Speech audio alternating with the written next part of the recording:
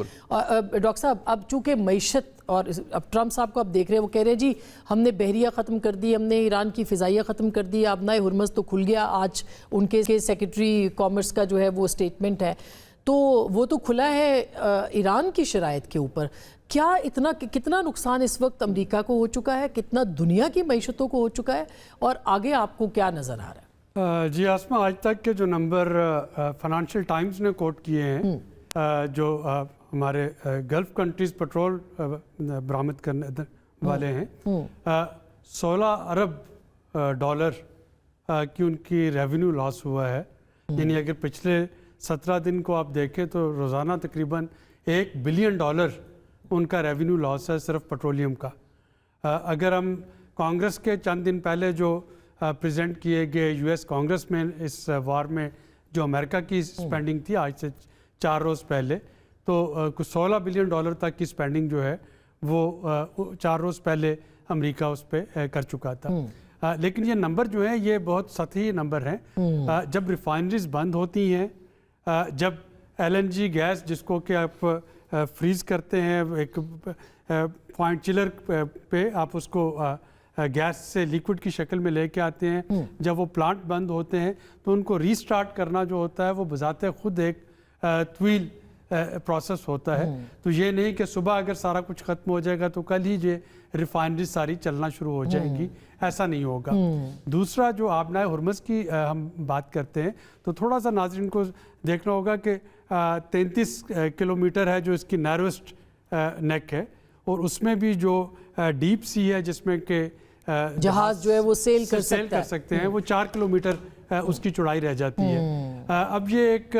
ऐसा strategic point है Iran के लिए, और ये पहली दफ़ा हुआ है कि ईरान ने आबनाए हुरमज़ बंद की है। ईरान हमेशा कहता था कि उसको बंद करेगा, लेकिन आज तक ईरान ने उसको बंद नहीं किया था। फर्स्ट टाइम उसको बंद किया है। जो शहादतों का जिक्र अभी आपने अपने इब्तदाइये में किया, आज ही की फाइनेंशियल टाइम्स की बड़ा इंटरेस्टिंग उसमें आर्टिकल है कि who is winning the war in middle east, कौन जीत रहा है। और उसमें जो उसकी कंक्लूजन है वो ये है कि सारे टैक्टिक हथियार और हर चीज़ पे अमेरिका को बरतरी है, लेकिन एक चीज़ जिस पे ईरान को बरतरी है वो उनकी एंड्योरेंस ऑफ पेन है, कि वो कितनी ज़्यादा पेन बर्दाश्त कर सकते हैं, कितना सस्टेन कर सकते हैं इस जंग को। और उसका जो है कंक्लूजन वो ये निकालता है कि एक ऐसी कौम जो कि मरने से नहीं डर रही, जो कि अपनी पेन बर्दाश्त करने से नहीं डर रही, तो उस पर जो फतह को डिक्लेयर करना कि जी हमने वहाँ पे इंफ्रास्ट्रक्चर तबाह कर दिया या एयरफोर्स को तबाह कर दिया, तो अमेरिका जो है वो फतह वहाँ पे क्लेम नहीं कर सकता।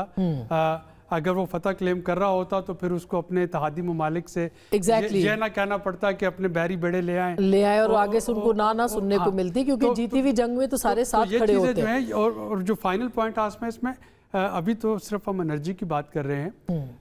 वर्ल्ड फूड प्रोग्राम ने आज एक वार्निंग अलर्ट दिया है कि अगर ये जंग जून तक ये सिलसिला जारी रहता है तो तकरीबन 50 करोड़ अफराद जो हैं वो शदीद ग़ज़ाई किल्लत का शिकार हो जाएंगे,